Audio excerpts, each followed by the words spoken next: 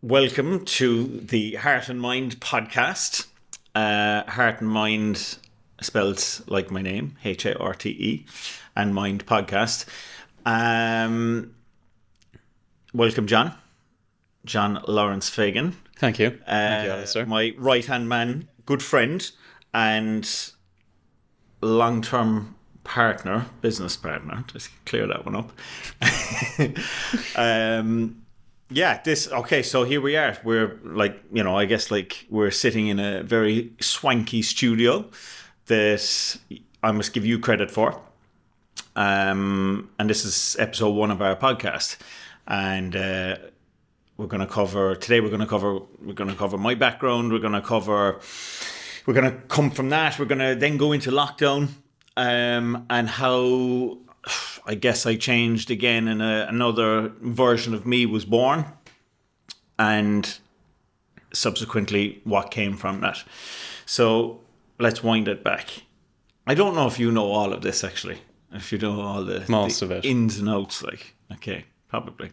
So let's wind the clock back to 1996.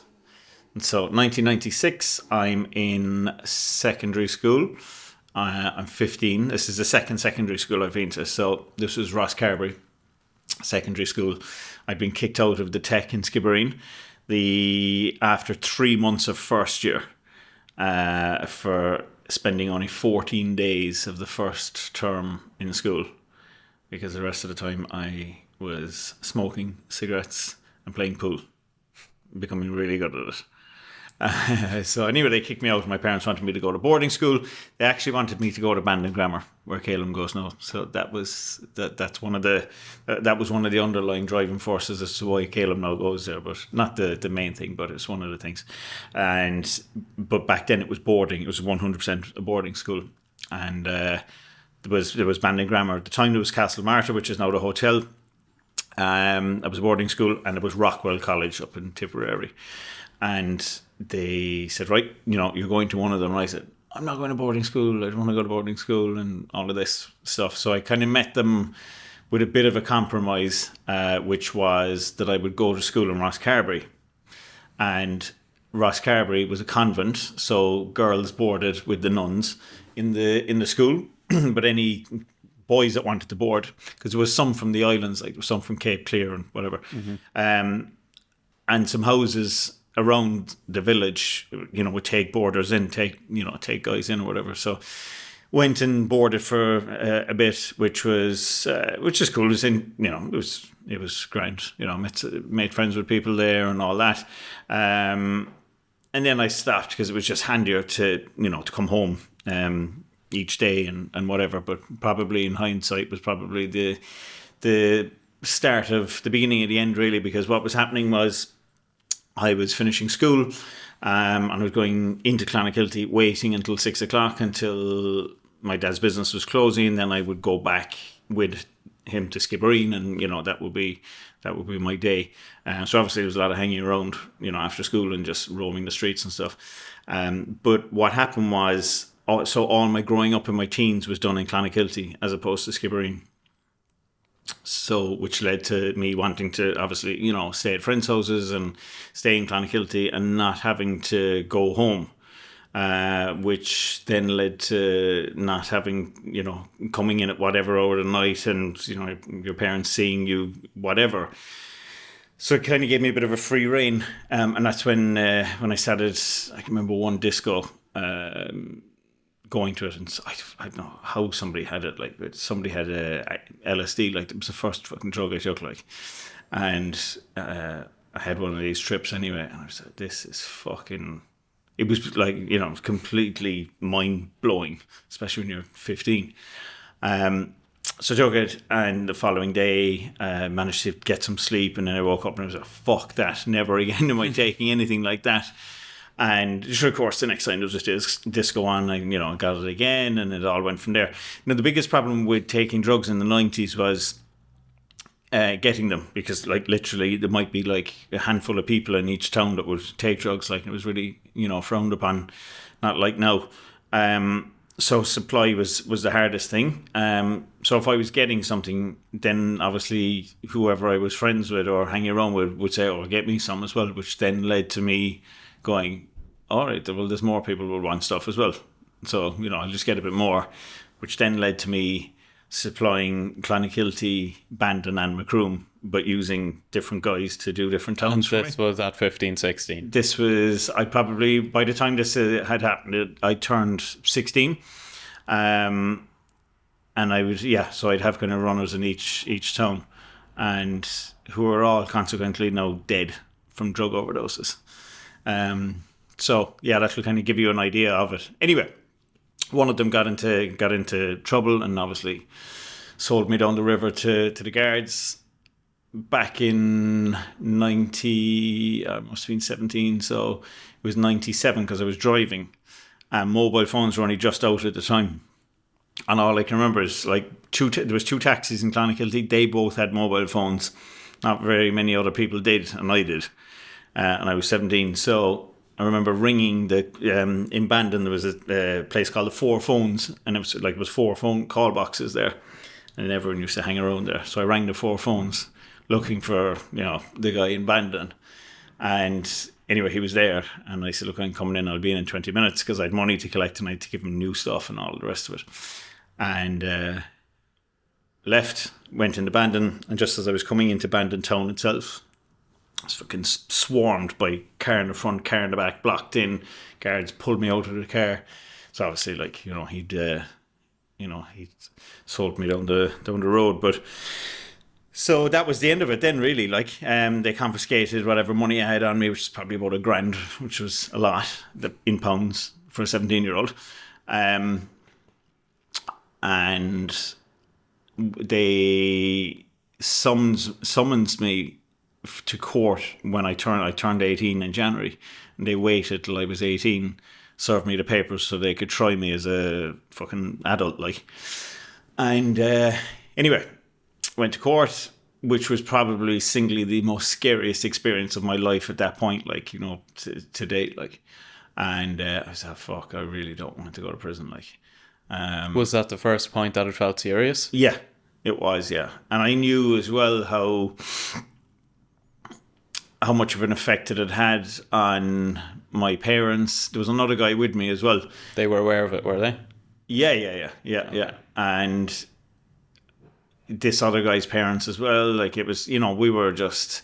I describe myself now when I'm talking to kids and stuff, I was the guy that, everybody's parent told their child not to hang around with, because I was bad news.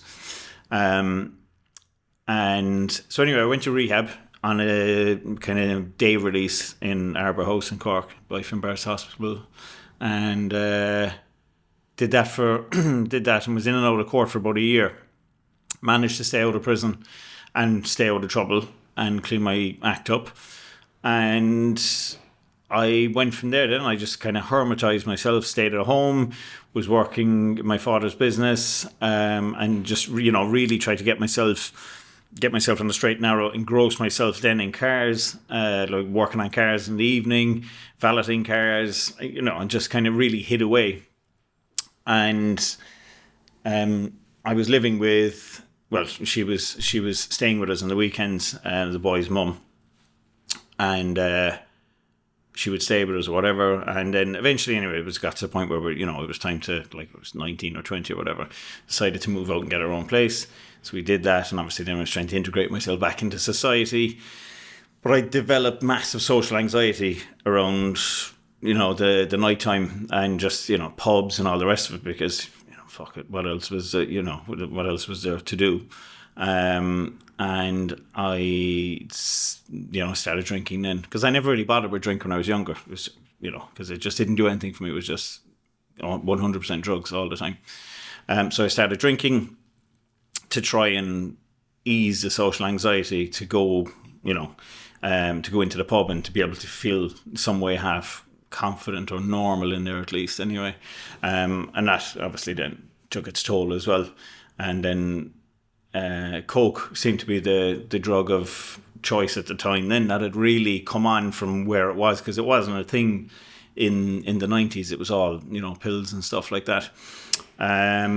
So Coke was a thing, and I decided then, I won't get stupidly drunk here if I have 3 or 4 drinks, and then start on the Coke, and I can drink with that. And you actually don't get you don't get drunk. You stay drinking for a fucking week while you're doing that, and you just stay in this kind of same state of mind, so to speak. And that then, obviously, you could do that quite regularly.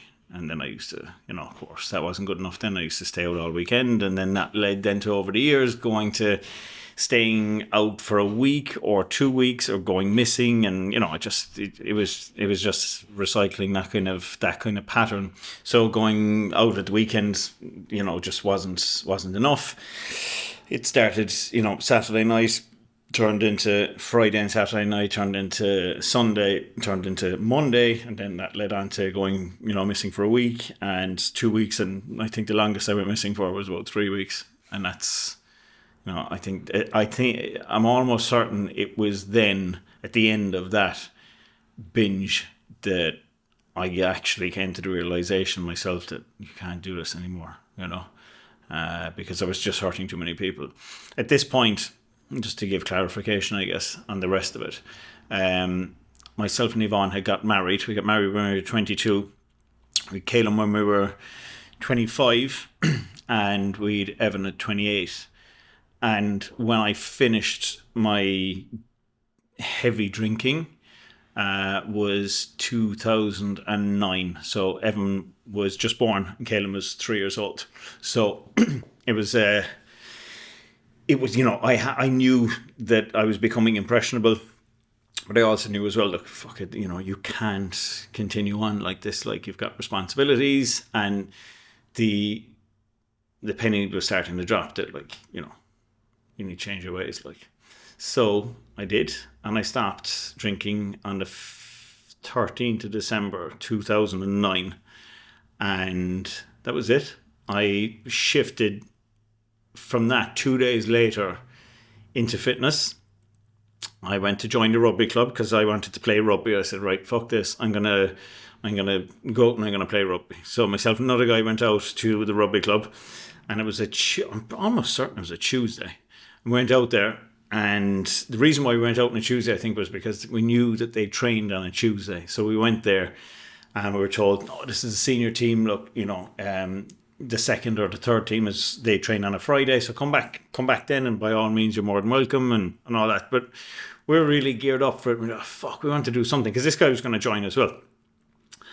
So when we were there in the rugby club, there was a gym, and the gym was at that time leased out to somebody else, and he was running it as a commercial gym to open to all members or whatever. So we said, fuck, we'll join the gym. So we went in there, and it all started from there. Now, just to give context on that, at the time I would have been probably 9 stone. So what's that? 54, mid-50s in kgs.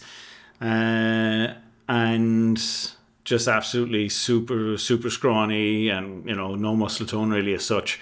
And, it all started from there. Became quite very friendly then with the owner of the gym, who spoke to me about bodybuilding. And as the first year went on, I started to really take to it pretty well. My shape changed dramatically quickly, in a natural state, because my food was right, my training was right. So I was getting good advice, and good training advice and good nutritional advice straight away.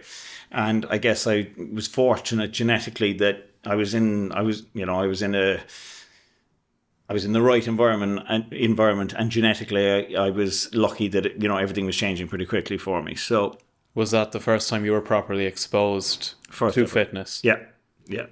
Not in school, not prior.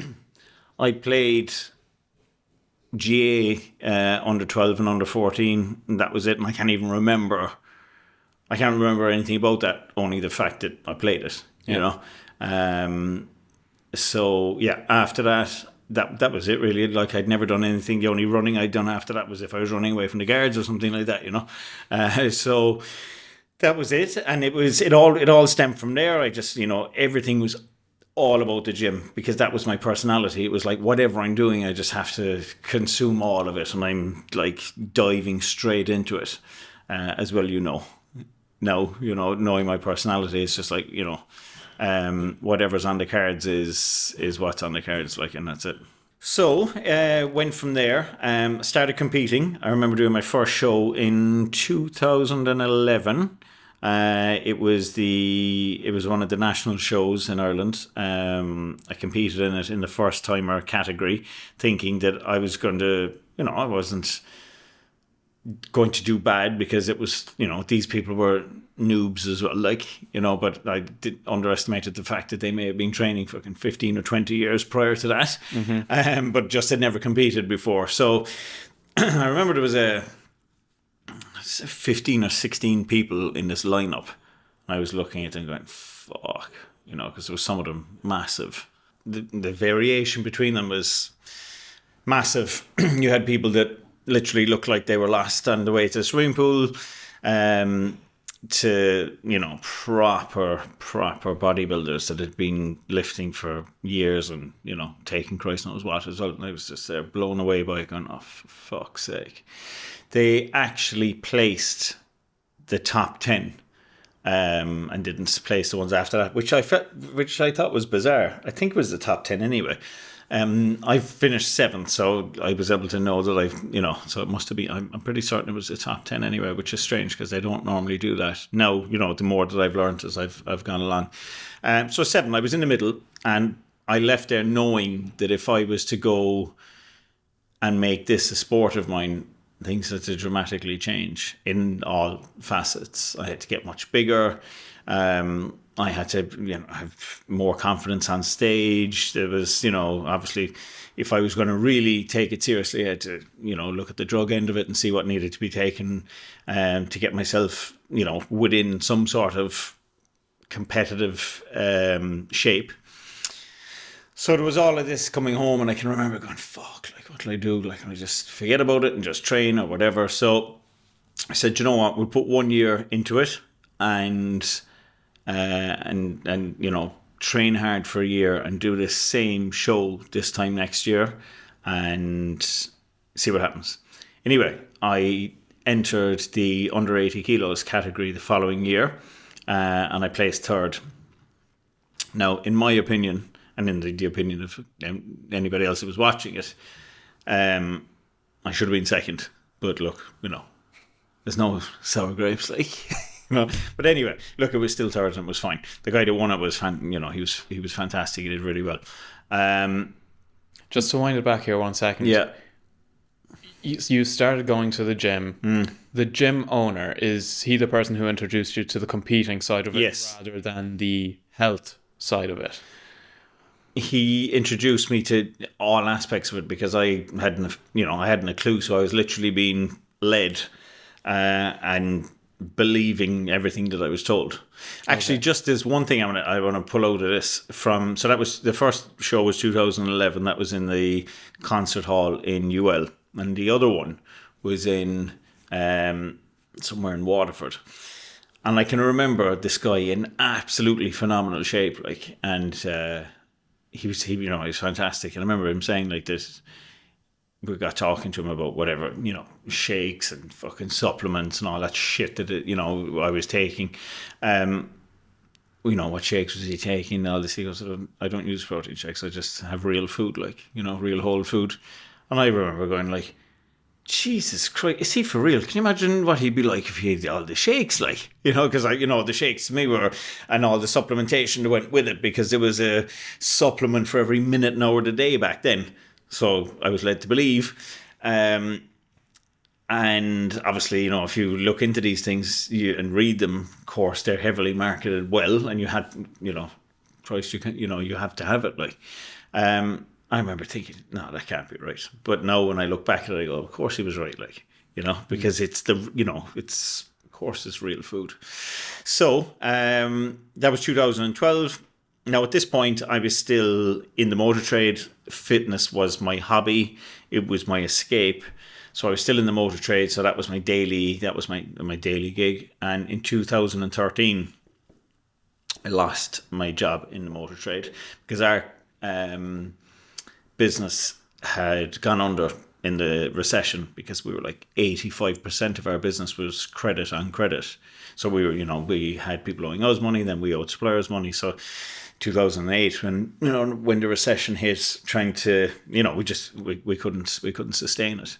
And I went working another job, and I lost that then in 2013. And I said, right, I've been in the motor trade literally, all my working life, and I'm going to fuck this. I have no qualifications because I failed my junior cert because I didn't show up to half of it, and whatever ones I did show up to, I just didn't even bother with it. So I had zero academic achievements. So I said, right, okay. And my dad said to me, why don't you do something in fitness? And, why don't you, be a personal trainer or do something like that and have a look into what courses are there. And, if you want to do something like that, then I think that's probably a good idea. So I did that, did a course to, be a gym instructor. And, it was a bit like, look, people ask me all the time, oh, what course did you do? Which one should you do? And all this. This was the fucking basic entry-level gym instructor course. There was an add-on of a personal trainer. I didn't do that. I just did the gym instructor one. It was basic as hell. And the sole purpose of doing it was, obviously, I was hoping I'd learn a bit from it, but it wasn't any more than I already knew at the time anyway. This was 2013. So I'd been training for 4 years, and like I said, good advice and all the rest of it. So there was nothing really new that I'd learned in this course, because it was, it was entry level. So, but the one thing the reason why I was doing it was that if I was ever, working somewhere, that I could be insured because I was qualified to be there. So, and I always say this to people when they go on about courses and stuff like that, and they say, oh, what's the best one to? It doesn't matter. Get the fucking cheapest qualification, get the cheapest bit of paper you can get, because realistically it means jack shit. That if you can't, obviously, yes, you need an understanding of it, the anatomy and all the rest of it. But what you also need is people skills, and you need to be able to communicate properly. And you really need to be able to make people feel comfortable and understand why they're there in the first place. There's no point having all this information in your head about the anatomy and this, that, and the other if you can't actually communicate to someone and make them feel comfortable, because personal training is a very vulnerable thing for the person getting it. So you need to be able to have, some form of good communication skills, all the rest of it. So that's the one thing I always say about that. So anyway, that was that side of things. And I started working then part-time in the gym, and doing a couple of hours here and there, nothing major. But I did start working a full-time job literally across the road from the gym. Was this technology park where there's multiple different corporations that had contracts for this, that, and the other. It was, all telesales and all that kind of rubbish. And I went in there, so I'm sitting, have my own kind of cubicle next to the line of other people that are all miserable and hating life, and having that job and answering calls to people that just want to literally abuse you on the phone gives you a whole new sense of being nice to people when you ring an organisation and you're put on hold. The next thing somebody comes on the phone. I don't think I ever raised my voice or gave anyone shit on the phone after that, because it's so humbling to know that the person you're speaking to absolutely hates life, doesn't want to be there, but is there for whatever reason. Maybe it's a stopgap, maybe they're in between jobs, maybe they want to go traveling, and who knows, but you don't know. But that person is literally just running the clock down there for probably a short period of time, and it's fucking awful. I really don't know how people get up in the morning and go through that mundane misery every day, because you're physically doing nothing. You're just sitting there. You're mentally exhausted from all the bullshit.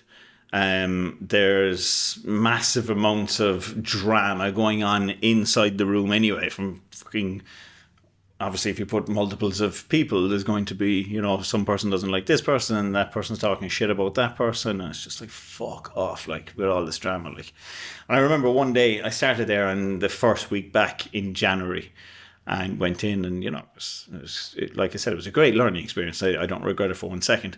But I remember it was coming into summertime. It's the middle of May or something like that. And I remember just looking out the window and seeing the groundkeeper like cutting the grass, and you could tell summer was coming. I was no fucking way I'm sitting here when the sun is shining, because it was a really nice day and I loved the sun.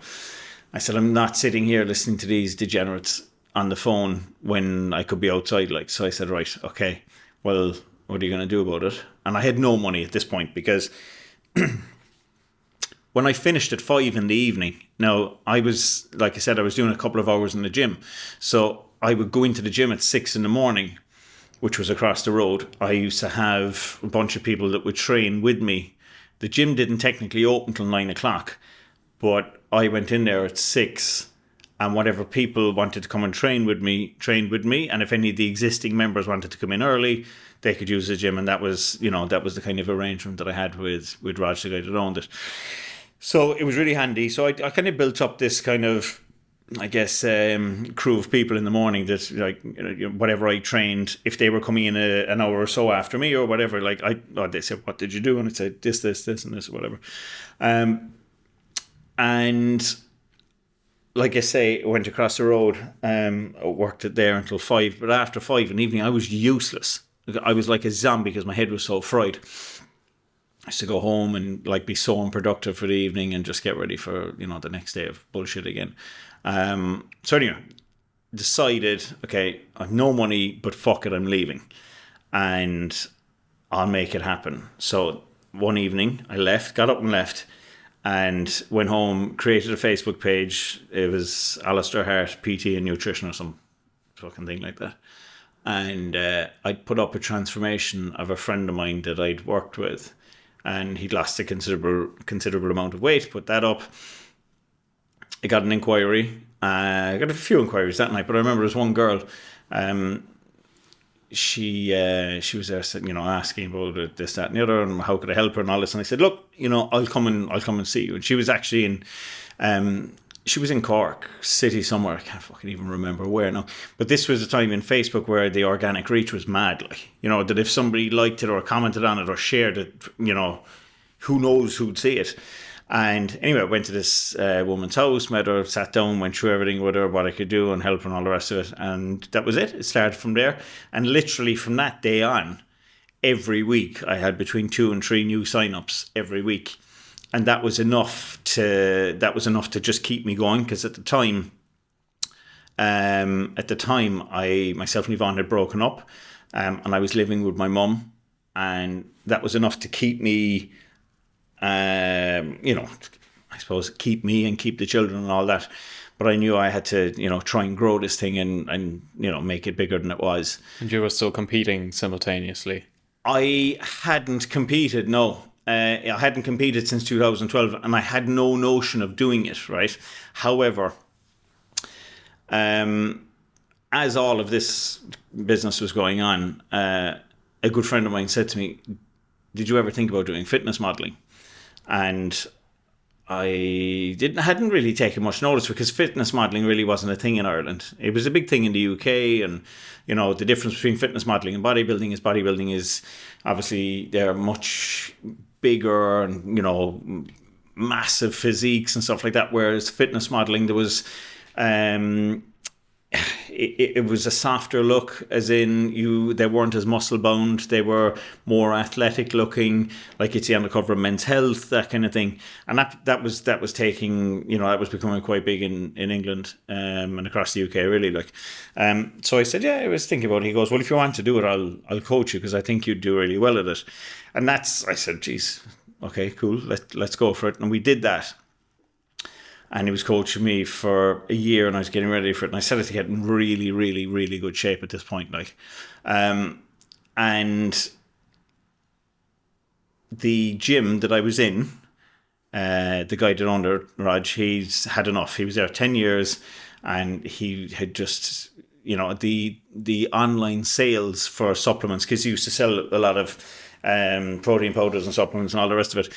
So the online side of things had really kicked off then, and people were ordering online, and he was carrying stock that wasn't selling, and he used to make quite a lot of money out of that, and that side of things had dried up. So the membership and all the rest of it, he was just tied to the place. So he said, you know what? Fuck it, I've had enough. I'm going to do personal training from at home, limit my overheads, have a bit more time to myself, can see the family as well. Actually, same age kids as mine. And, he'd done 10 years there. So it was, he'd done his time. So anyway, the gym came up for, that could be rented out.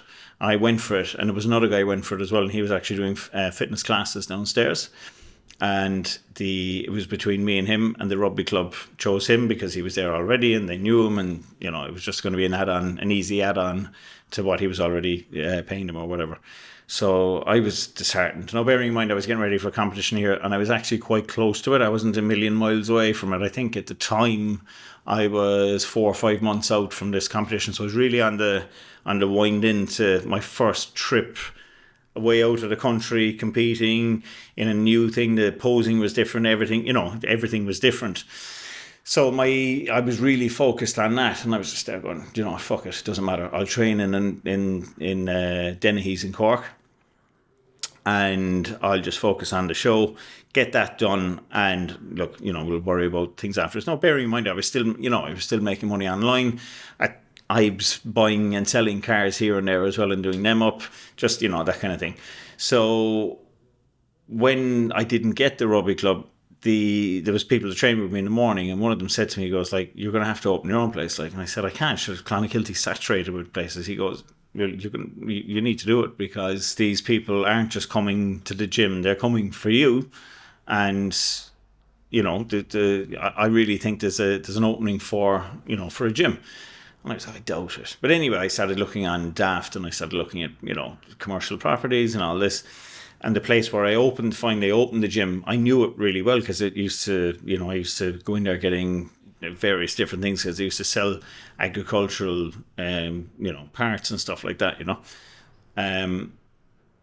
So anyway, that was cool. Went to look at it, said, yeah, this is perfect. It's 4,000 square feet. And I just went ahead with it from there, and I got really, really fortunate with the suppliers of the gym equipment. They were really like TNT Fitness. I can't speak highly of them enough for them, for what they did for me, taking a chance on me, giving me, credit, and helping me with second-hand gear, and I was all the rest of it. So I was really fortunate to get going through the help of them, and and through the help of everyone else that was involved as well at the time. So got going, and that was 2017. I remember I opened in March 2017. It was March the 3rd, 2017. I was competing a week later in England, and I literally just opened the door, was here for about 2 or 3 days, and said, right, I have to go. So I went over, and I did my first fitness modelling show, which was in the Miami Pro, and I managed to get my pro card in that. Did really well, came second, and the first and second we got pro cards. And then it just went from there, really. I started doing multiple shows then after that. Turned pro in another federation, stuck at that federation, which was pure elite. Then started competing as a pro. And that was difficult, because everybody in those categories was like someone that had either won or come second before. So it was more evenly balanced. And like, whoever came first or fourth, there probably wasn't a great deal between them. And then I started winning categories in that. And then I did the World Championships, and you can enter various different categories, because there's various different things you can do. And in the World Championships, I took 3 of the titles, so 3 world titles in one. And the last time I competed then was to defend those, and I managed to retain two out of the 3. And that was the end of 2019, where I said, right, I'm going to take a couple of months off here.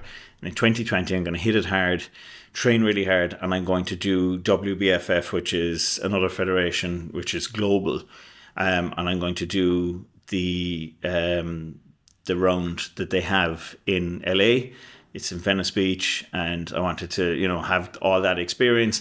I wasn't going there with any other intention, only just to do the show and soak up the thing of training in Venice Beach and Muscle Beach or whatever, and all that jazz that goes with it. And that was 2022 I'd set that for. So I was going to have 2 really solid years of doing that. And then obviously 2020 became 2020. And it had... that's 2017. 2018, I opened another gym, which was in Skibbereen. So 2020 had come along, and then obviously the gyms were, forced to close, and things dramatically changed then. It was like, fuck, okay, what are we going to do? Firstly, with all this time, I think the time was the biggest thing for me, because I was always floating around and I was always doing something. I was either going between Skibbereen or I was in Clonakilty, and I was training, and because the training used to take 5 or 6 hours out of my day, because I'd get up in the morning, cardio, food, then weight train later on, and meal prep and all that bullshit. So all of that had gone. Then all my traveling had gone, and I was just there going, fuck, my head's going to fall off if I don't have stuff to do. And a lot of people turned to developing their online business, but that didn't excite me at the time. I was like, oh, fuck it, do you know what? Fuck everyone. I'm going to go inward a bit. I was very extrovert at the time. I was really out there, and I said, I'm going to clear the gym in Listoward in Clonakilty, and I'm going to clear where the roller door is, and I'm going to bring in a car, and I'm just going to start working on it, just for the crack. Because I had an old car that now was sitting in a shed doing nothing for years. So I started restoring that, and I would have been putting out quite a lot of content anyway back then. Definitely there was a video every day going up, whether it was me talking about something, it was some form of content of some description. I was doing a bit of YouTube back then as well. So I was like, why don't I document the restoration of this car and just put it up there just for the crack, because I had nothing else to document. And that gathered quite a lot of traction. And then we came out of that lockdown, and I kind of knew that it was going to be another one. So I bought a car to redo up if there was another lockdown, and there was. So I did that up in the second lockdown, which was 6 weeks. And then we reopened again. We opened for the month of December in 2020, was it? 2020, yeah. Was it? Yeah, 2020. And a guy had messaged me, because there was all talks about getting locked down again in 2021. A guy had messaged me and said, if you're going working on cars again, if there's another lockdown, would you consider painting mine? And I kind of laughed about it. And I think he was joking as well. So that was fine. And next thing anyway, just before New Year's, it was told, right, you're not going opening on the 1st of January, you've got to close New Year's Eve, and that's it, and you got to whatever, you got to wait until further instruction. I said, oh, fuck this, I'll just get on to Steve, this guy with this car. And I said, look, bring the car on the 1st of January. And he did. And I started restoring that, and I started documenting that. And then there was another car came in, and then another car, and another car, and another car. And that lockdown lasted 6 months for us in the gym. And I did 44 cars in that 6 months, myself and Harte, a friend of mine who was also out, a panel beater who was out, and because he'd no work due to COVID as well. And we just did it because it was just something to do. We never thought of evolving it as a business or doing anything with it. And then when it was coming to the time of you're going to reopen again, I was there going, what am I going to do with all these people that are asking me to work on their cars? And more to the point, where am I going to do it? So I said, right, okay, well, I need to build a garage. So I built a garage next to the gym, and I just started continuing to work on cars. But picking and choosing the jobs, it's always meant to be a hobby for me, not a business. And, that if it's a car that I want to work on, then I'll work on it. Or if it's a person that I want to help out, I'll help them out. But in the next breath that if I don't want to do it that day, then I fucking won't, like, and I'll just leave the door closed. So, that kind of brings us up to that aspect. But during all of that and during the lockdown, I guess going into myself, I went in a bit too much and I'd stopped training. And I really felt it, I really felt the hatred towards training, which I'd never had. And I just didn't know what to do with myself. And I was in a relationship at the time as well, and that started to break down and consequently ended then. And I took that really badly. And I was like, fuck, Jesus, this really isn't me. Like, what, so hang on a second, what are we going to do about it? So I started to go for walks and I started to, just, I guess what brought all this on was like the restrictions, the 2K and 5K restriction and all this thing. So obviously everyone was outdoors or whatever. And I started going out more and going, fuck, this is beautiful, or this is actually really good. And then I started doing more research into different things like say grounding and breathing and meditation and all of these things, and I started going, this fucking stuff actually works. Like, even because previously I was there, yeah, all right, like it's hocus pocus, but it's not. Some of the stuff, there's no science to back any of it up.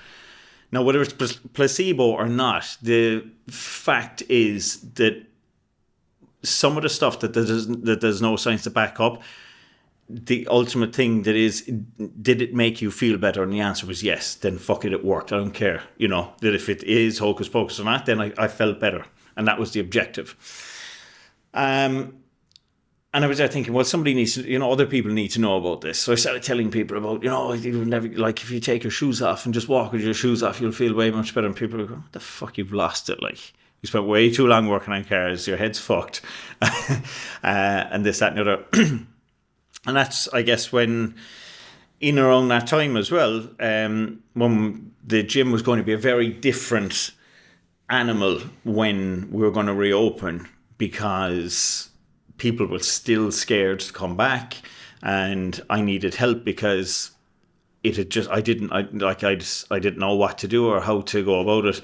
And I guess I'd seen what you had done on other projects you'd worked on, and you brought a completely professional look and a pragmatic look to business itself, rather than me having this romantic idea about how everyone is lovely and no one would do anything wrong to me and these people are so nice and all the rest of it. Whereas you looked at it the way every business should be looked at. If something's working, great. If it isn't, then it needs to be changed. And we sat down and we had a conversation, and it went from there. And like, honestly, like, and I'd say I don't say it enough to you. I say it to other people. I can't thank you enough for what you've done for Body Image Health and Fitness and helping it to be what it is now, which is now a 24-hour gym with no staff. Just to bring it back to the competing for a minute. So you were first exposed to the competing aspect. This was back when you were doing bodybuilding and not fitness modeling. Yeah. By Roger, the owner of the gym you first started going to. What initially appealed about competing, about the idea of, I guess, directly being judged against other people doing the same thing?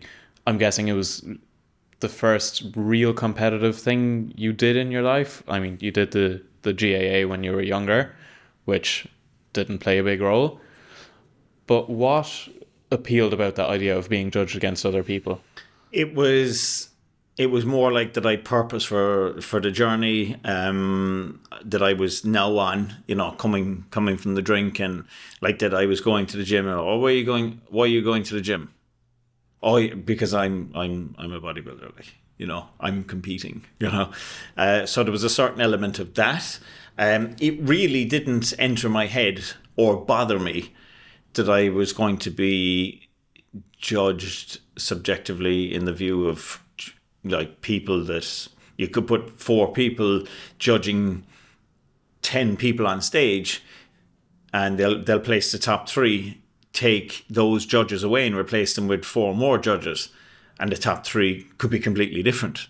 So the whole thing is subjective as to what that person thinks they're looking for at that moment in time. So it's not really a fair reflection unless you're miles apart of where you're at. But I just liked I guess I just liked the process of it. Yeah, and the idea of it. Like, 'cause, yeah, you're right. Like, because I had, what else did I to be competitive at?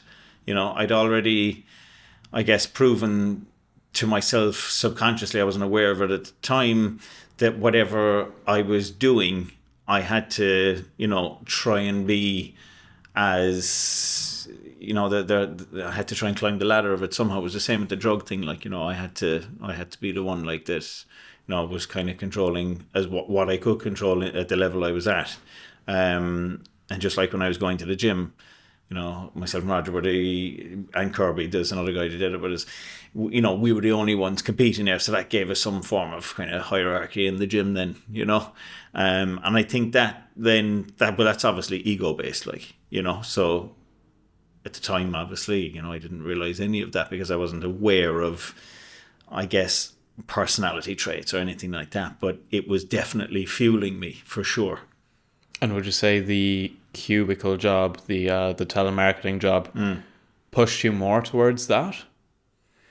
Yeah, that pushed me away from the 9 to 5 and the conforming to get up, go to work, hate life, go home, hate life again, go to bed and just rinse and repeat. I said, this is absolutely mind numbing. I can't do this. Whether it was inside in a cubicle or whether it was going to work for someone else, I knew I couldn't work for anyone ever again after that. I hate being told what to do, as you well know. And I like the whole idea of what society is about, like, and, going to work for someone and, in exchanging your time for money for your life makes me feel sick, like, so I knew that whatever I was going to do had to be left field. And I was developing the like to be different, Yeah. When you went into fitness modeling, just explain some of the differences once you actually started competing that made you lean towards it rather than bodybuilding. That's actually a really good question. And I'll elaborate on it now. And it's probably something that people aren't aware of in Ireland, because I wasn't aware of it until I was exposed to it. So in bodybuilding, the people judging you could actually be your coach. Right? So in fitness modeling, in any of the ones that I did, the judges were, you weren't allowed to have anything to do with those people. So much so that I actually coached someone. I was judging in England at a show, and I had 2 people that I was coaching that were in that show. And when they came out in their categories, I was told to leave the table. I wasn't allowed to sit at the judges' table. Never mind say write down a score. I had to leave the table. And have zero influence on what was going on. Now, that's not to say there's not politics involved, but Christ, it's better than the head judge going, "Oh, well, that's my client there," And that was a massive thing internally that I felt about it. I just felt that it was fairer. I felt there was more camaraderie in it. When I was in any of the Irish shows I did, like, no one spoke. It was everyone was like, kind of like very standoffish, and it was, there was a lot of arrogance there and all the rest of it. Now that could have been me just being timid, but I'm just explaining my experience at that moment in time. So when I went to the UK, everyone was just like fucking, elated, because it was just like, thank fuck, all this dieting is done. This is the day. I don't give a shit where I place. I'm just happy that it's almost over and the day is here, type of thing. I made some really good friends. Like, I made some really good friends and some really nice acquaintances from my competing days in the UK, like, but I found it a more manageable look than I didn't want, like, because I'm not very tall. So I'm 5'9" on a good day, and I didn't want to be, just some square kind of short, muscle bound kind of guy. I didn't really want that. I wanted to be in decent enough shape, be big enough that was appropriate for my height.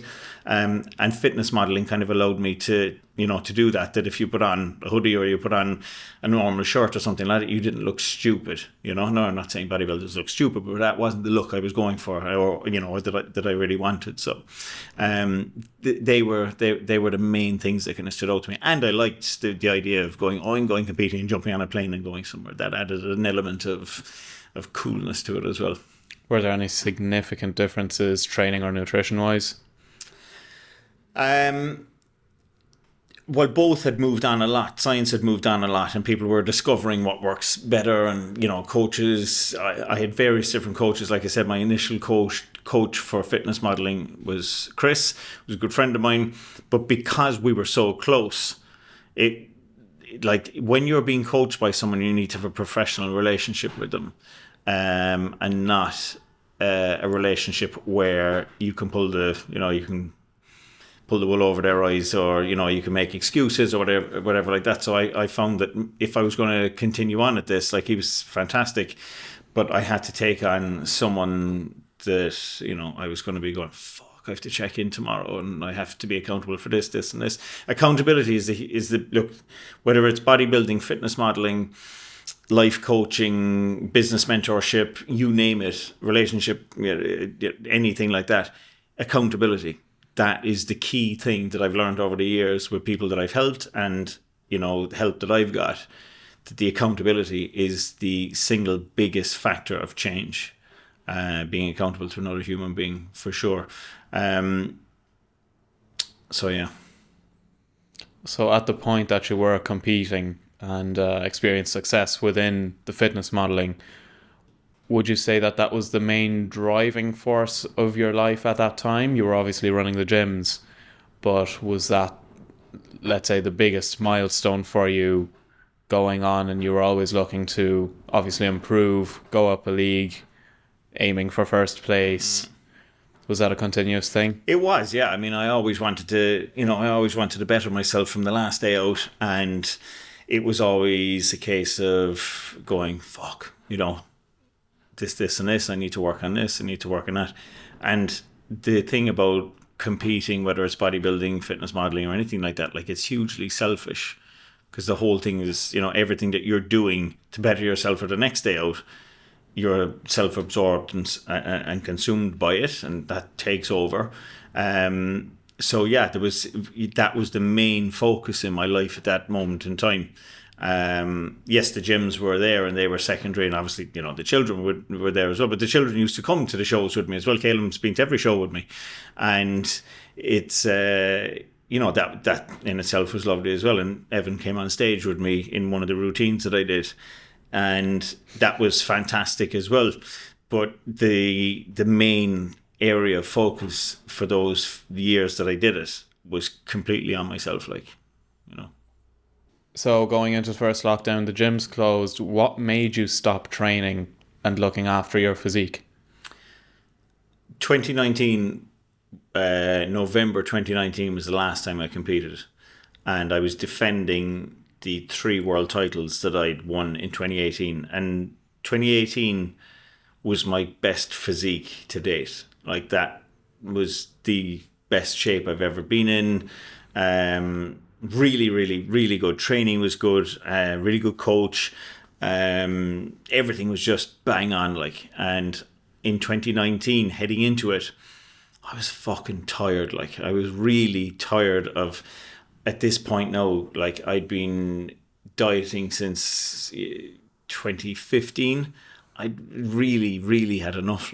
So 2019, I was just going through the motions. The love for training, and the love for the show itself. I just it wasn't really there. Show day came 2019, and the magic wasn't there for me. And I knew then, I knew on that day that was it. I was fucking done. And I came home and I said, right, that's it. I'm taking until the end of the year off training. I'm going to try and reset. Now, bearing in mind as well, like I'm morning, noon, and night in the fucking gyms at this point, like in both gyms. And I've got to train in the same place as well. You got people coming up talking to you, and you can't ignore people, and all the rest of it. So the fucking just gym. You know, the whole thing. So I was fed up of it. So I wanted to take some time off. Then, like I said, lockdown came, and I was there. Perfect. I don't have to train because nothing's happening, and it spiraled into developing hatred towards training. And then when I started working on cars, it started igniting, you know, an inner passion again. And then I really stopped, you know, thinking about training. And obviously no one was looking at me, so it didn't matter.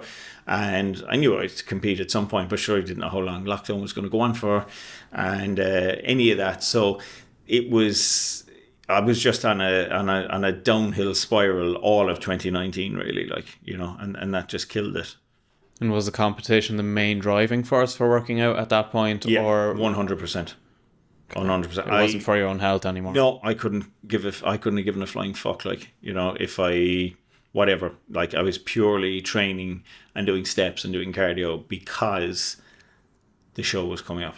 Like, you know, otherwise than that, I couldn't care. Like, you know, and it's difficult. It's still difficult. Like, you know, I used to enjoy training, and I know loads of people that like couldn't go a day without missing training or anything like that. Like, fuck it, I'd be quite happy if I never saw a fucking inside of a gym again. Like, I'm still that way, you know, and I don't know if it's ever going to come back. It might. It may do. It may not. We'll see. I have new challenges on the horizon at the moment now with my boxing career. More to be brought on that one. And when did the turning point come during the first lockdown when you had enough of your physique deteriorating, I guess your mindset and your mental health along with the physical aspect? What day did you wake up and go, this is too much? I would say probably 4 weeks in, because initially I said, fuck, I'm the only one who has access to a gym, because everyone was giving out that they couldn't come to the gym, and you know, people were making gyms out of whatever, like, you know, weight plates became like bars of gold,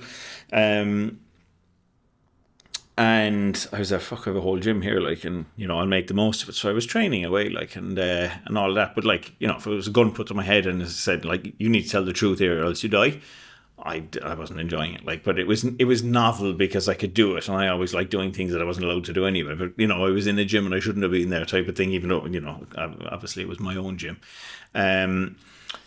So I would say about 4 weeks was probably the turning point where I went, fuck this. So at this point, during first lockdown, you stopped training. Mm-hmm. Your diet consisted of? Oh, bad stuff.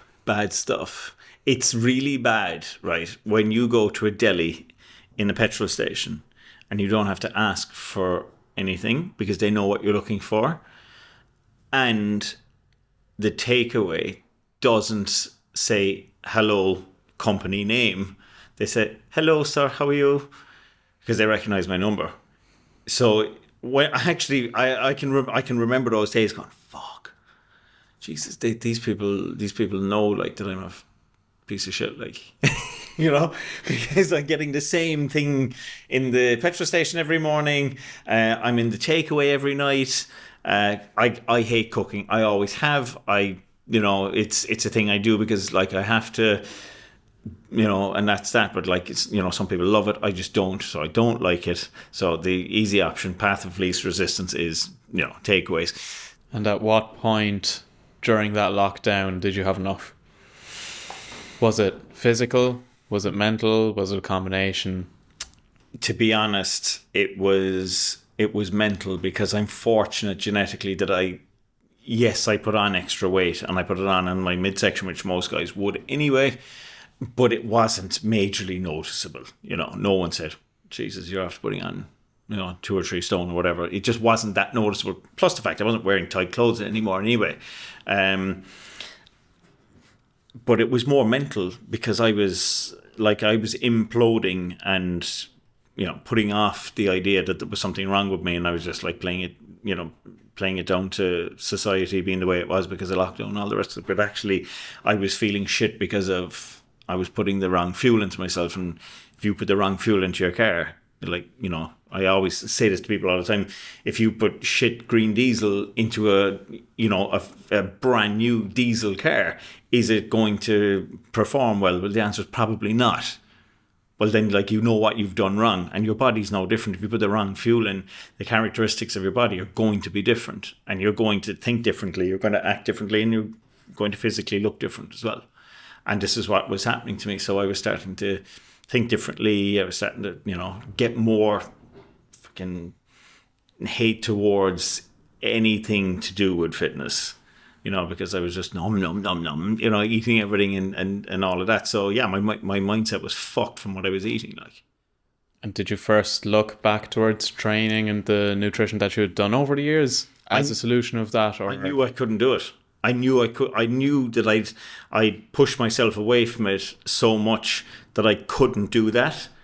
Because I couldn't have sustained it, even if I took on a coach. Because this is what I was thinking: fuck, if I take on a coach, maybe he'll get me back. But I knew I just didn't want to do that. Like, I didn't want to live that life. But I knew there had to be another way.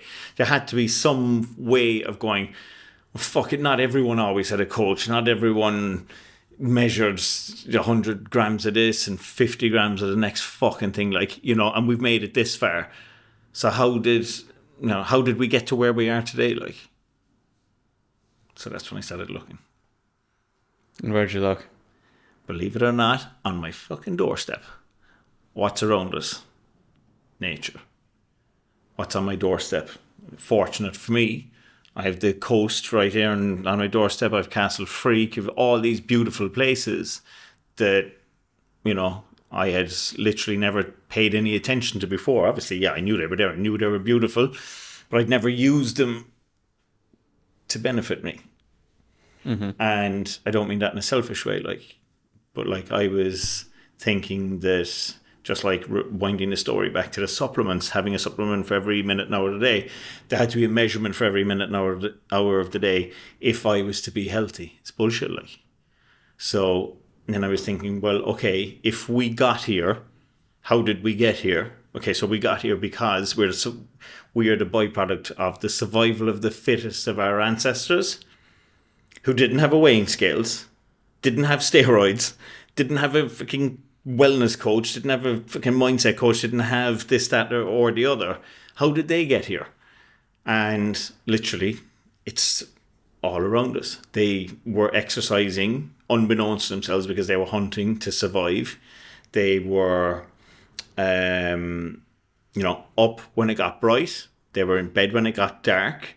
They didn't have high GI foods, refined sugars, any of that shit. They literally ate what they hunted, grew their own crop, and became extremely healthy and fit because of it, and had a hardened mind as well.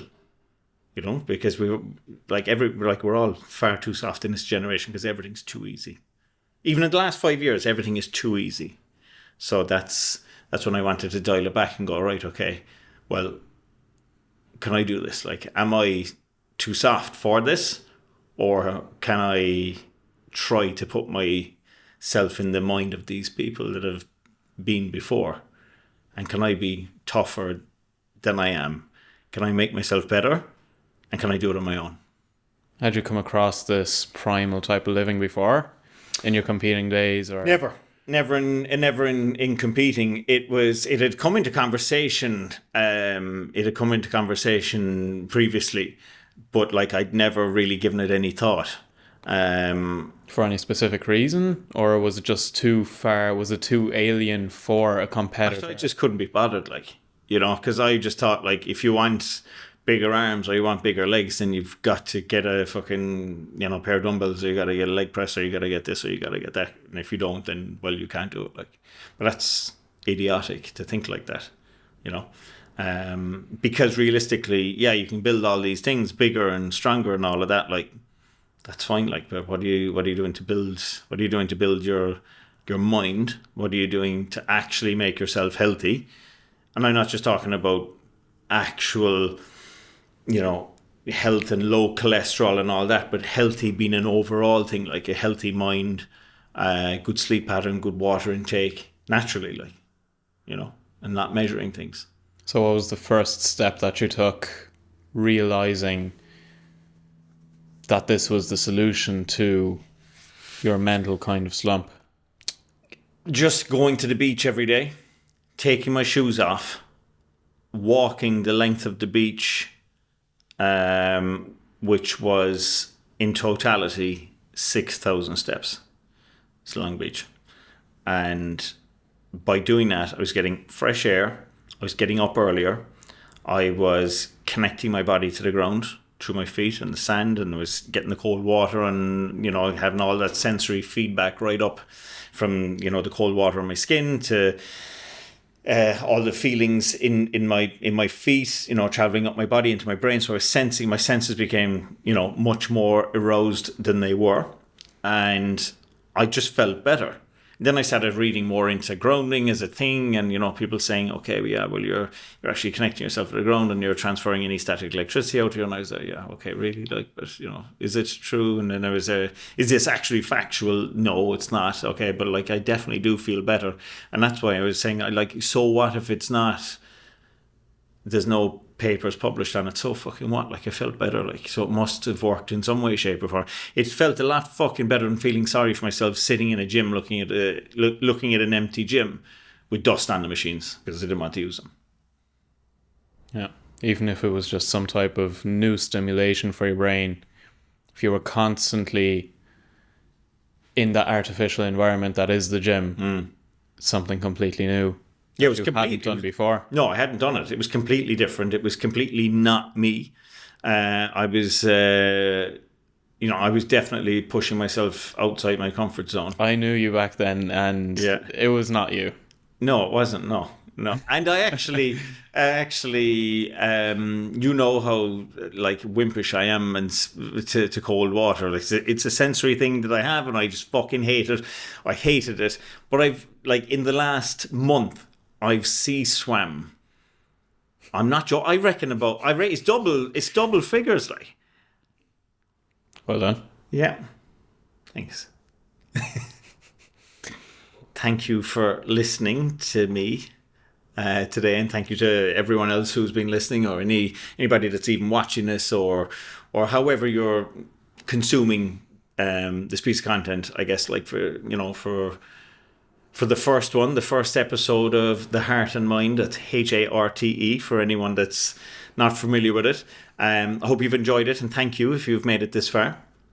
Don't forget to share it as well.